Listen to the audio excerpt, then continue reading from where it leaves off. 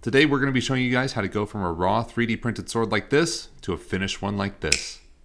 Hi everybody and welcome back to the Galactic Armory. My name is Aaron and with me again here is Jamie. Hey folks. Today we've got something special for you guys. We have the Jake Bartok Medieval Darth Vader Sword.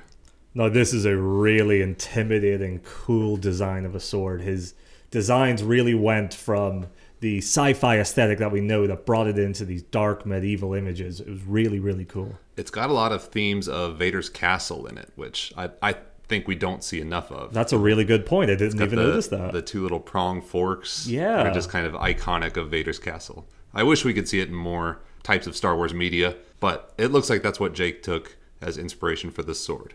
We're going to be offering the raw 3D printed parts in our shop, as well as the sword blades that I have printed in two pieces. I've split them down the center so that I can print the two halves in one piece on the CR30 printer. This printer is not great or not ideal for a lot of things, but it does sword blades just about perfectly, and I picked a nice red PLA here to get those prints off. It's an incredible piece of kit, the CR30. It's really impressive to see it working, and these swords and their blades are just perfect for this application. And it saves a lot of time sanding and filling those lines if you can print the blades in full halves like this. And having them in one piece allows you to start sizing it immediately, so you know that you can use a central piece of metal or wood to add a lot of strength to this piece. Isn't that right? Right, and that's what we've got here. We have a 5/16 diameter metal rod. It's going to go through the entire length of the sword. It's going to, one, provide some good weight, give this a nice heft to it, but also incredibly reinforce this sword so that it doesn't snap or fall apart while you're swinging it around, because that's definitely what you're going to want to do with it once it's finished. The first thing I've got to do though is cut that down to size. So I've got a metal cutting wheel on the Dremel, and I've got it marked with a little GA sticker of where I want it to cut so that this metal rod can fit through the entire length of the sword. I got this metal rod at a Lowe's hardware store. Should be pretty easy to find at your local hardware store as well. And so this is where I actually hand it off to you, Jamie. Unfortunately, I wasn't able to do very much on this sword. Tell us what you're working on right now. So at this point, we need to get rid of those layer lines. So that's when we start adding my personal technique, which is using photosensitive resin.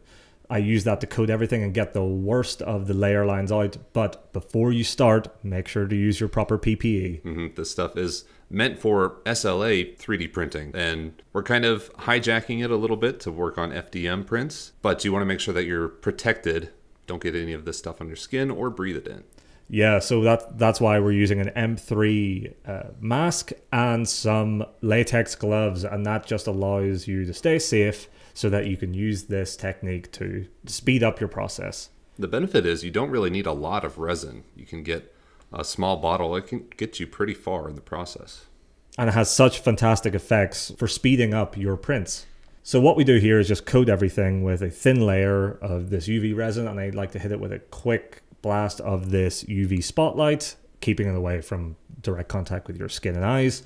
And we just coat everything, and you'll see the finished result in a second. So that resin reacts with the UV light and actually hardens. So your dentist might actually use something like this when they're filling in parts of your teeth as well.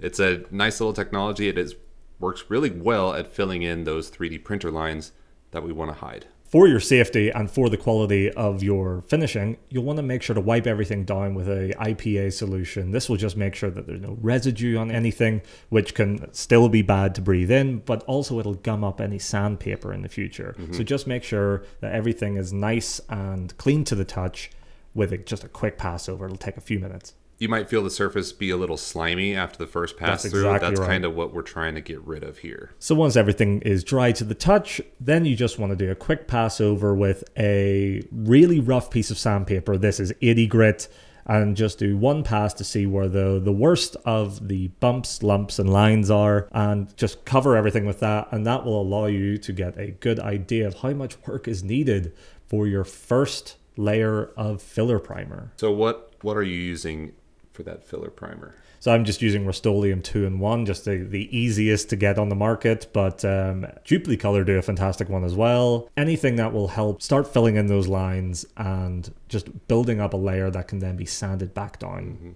This is kind of just a high build spray paint. It's very thick and works great at filling in a lot of those small scratches and remaining 3D print lines.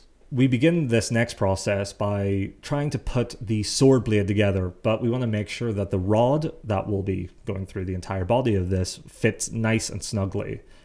So what I like to do is just test it first and just apply some quick super glue between these two pieces and then sandwich the sword blade together. At that point, before the super glue has had a chance to harden, I will pull out that metal rod so it doesn't permanently stick just yet. It might be in the way for future sanding and painting. Yeah, it might be a little bit troublesome with a big old rod sticking out of it. But you have your two sword blades connected and fused.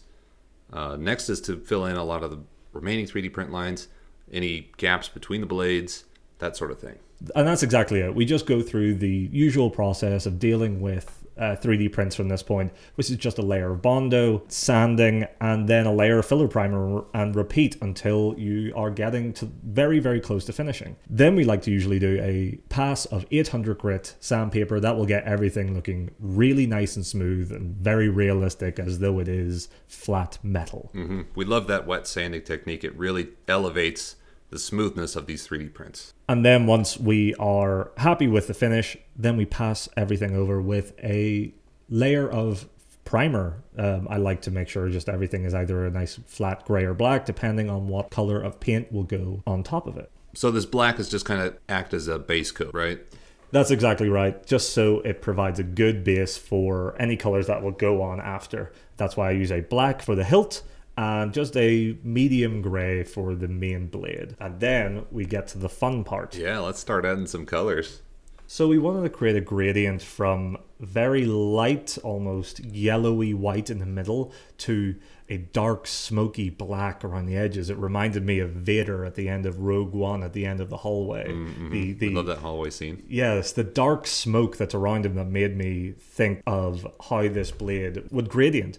And using Jake Bartok's design, I decided to focus on the middle tone for the entirety of the blade. So I use a Archive X Daylight Red to create a single coat across the whole blade. That will allow me to go lighter in the middle and darker on the outside, and gradually change my tone up and down the blade to match Jake Bartok's design. It's a good middle ground to start with. That's exactly right. I start to use darker reds that will gradient along the outside. That will allow me to gradually get to a smoky dark black around the edges. And then once I'm comfortable with that process, I then start to return to the inside, going lighter and lighter. And you'll see the effect really quickly picks up and becomes really noticeable as soon as we get darker and darker. Yeah, you really pulled out all the stops for this sword. We are just running through different layers of different effects, but this sword blade is coming out amazingly. Airbrush is definitely one of my favorite mediums, and this was a perfect way to do it. Originally, I knew that if anyone could nail this sword blade, it would be you, because I would not want to use rattle cans for a sword blade like this. Oh, absolutely not. Cannot really get the same effect with the different color gradients and making it look like a lightsaber blade. You know, a real medieval inspired lightsaber. And it wouldn't be a lightsaber without a core of something that looks like energy. So that's why I start to hit right down the middle and about 2/3 up, just with this flat yellow, just to create a purer, almost lava-like center to it. I like that. Because if you look at most lightsaber blades, all of the interior is just white. That's right. And so I think this is a good mix, and I like that lava. Well, as you say, the hilt is inspired by Vader's castle, so it all works so well. It does. That brings us to the hilt now. I was just perusing through Walmart and this is the paint that kind of wanted me to start this project. It is an oil rubbed bronze, and it's got that nice, I don't want to say black, but you can definitely tell it's got like an oil color to it. There's tones of brown, there's mottling. It's really interesting to look at. And here we are in our brand new paint booth. I'll be sure and do a whole video on that on its own. It deserves It deserves its own explanation, but I don't know about you, but I really enjoy using this thing. Oh, it's incredible. It changes the entire process. It is just great at getting those paint fumes out of the building. Really important. But just applying this type of paint to the entire hilt, basically, right? That's exactly right. And that is already on a black base coat, so it'll come through really, really well. And you'll see the different textures on the surface from that oil rub effect. So now that we got the hilt painted, there was one thing that we wanted to add to it. We caught a glimpse of some leather wrapping around this part of the handle, right? So what are you doing here to this hilt? This is not something I did with my medieval Commander Wolf hilt. So I wanted to make sure everything looked cohesive, everything was flat against the surface, there was no layer bumps or anything from where it was overlapped. So I just took the hilt and pressed it between two pieces of hard wood, which flattened everything really nicely together. It really made it look cohesive. I'm really happy with how the hilt came out after this. I was surprised it worked so well. And then you did another thing to this hilt that I, again, did not do on the medieval Commander Wolf sword, but this just came out fantastic. The edges of all this lace was a slightly different color to the leather on the outside, so what I decided to do was get some classic Kiwi shoe polish, and I started rubbing that into the leather, especially focusing on those edges, polishing and hydrating the leather itself. That created a really nice finish, again, more cohesive, more finished and purposeful look to it, and it drew all of that color out and made it look a lot more supple, and well, any stresses that the leather got from its wrapping process were ironed out during this. I'll say it made a huge difference. You're basically just dyeing the edges of the leather dark, which doesn't sound like a lot, but it really makes a huge difference. I wish I would have done this for the medieval wolf sword. It really just brings it all together, makes it look super uniform and fully integrated into the sword. Well, it's another technique for our arsenal as we do more leatherworking in the future. Yeah, been a fan of leatherworking since, so we're excited to do a lot more leather stuff in the future. But whilst it's a nice cohesive finish, we want to just make sure that there is a little touch of weathering on this wrap. And looking at the Jake Partok designs, there was a little bit of dark gray in those edges. So what I did was just do a classic acrylic wash. I got just simple gray, flat gray colors into those edges, and it looked like it has been gripped and trained with multiple times before polishing up just those highest spots with a little bit more shoe leather, which created a nice gradient between these different areas of the wrap. It really gives it a nice shine as well. So continuing with the weathering, I just wanted to do something simple, adding to that oiled metal effect, just getting little touches of modeling of the classic black oil paint into those edges, into any recesses, and just tapping them clean just to create darker patches on the finished metal before moving on to getting the high spots. Using a makeup brush stolen from my wife, I made sure to get some silver, just some rub and buff, and got those very highest edges just to again show that this is a well-used, well-trained with sword, and I think it really makes the metal effect pop. And that pommel would definitely get a lot of wear and tear from being rested on surfaces or just rubbed up against basically anything. That's exactly right. And after all of that work, you need to make sure that all of that paint isn't going anywhere, so that everything is just hit with a nice coat of clear coat by Rust-Oleum. So, as if trying to get a lightsaber-themed medieval sword blade wasn't challenging enough, all of the Jake Partok swords also have some runes engraved on the sword blade.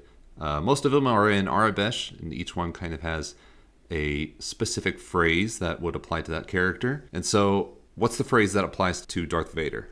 So his apparently reads, "Through victory my chains are broken," which I believe is part of the Sith Creed. Yeah, I think so. But that is a lot of letters, all very small. How are you going to paint them onto the blade? So I used a pretty simple process, actually. I got a vague idea of where the start of the letters would be and where the end of the letters would be. I took that distance and divided it by the number of letters and spaces. So it was 34 centimeters long, and then I divided that by 36, which was the total number of letters, and then the spaces in between, so that everything was equally spaced. What I did then was use some pinstriping tape, really, really thin tape, and then just marked out each of these letters as little boxes. It looks very intricate, and in the end, the spacing came out awesome. So each space is the same distance, right? Each space is the same distance. Then I made sure to mark each space just with a little line of 2mm tape, so that I can then start to painstakingly draw in each of these letters using the reference just with a simple pencil. Once those were drawn in, I then used a miniature paintbrush and just went over them with a flat yellow.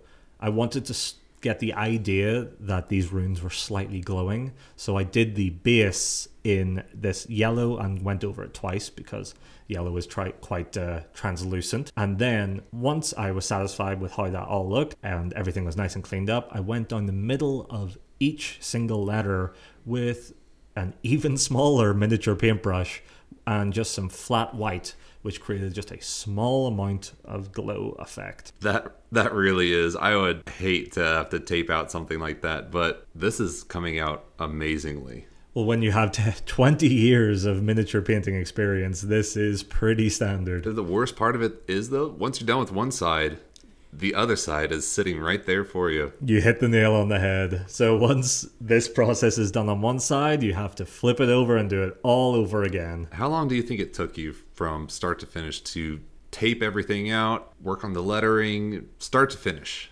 The simple answer is too long, but I would say it took me around about 3 hours. Okay, that's not as bad as I thought, but definitely a time commitment.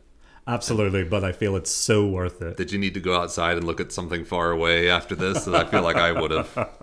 But that's basically all of the major parts of this sword.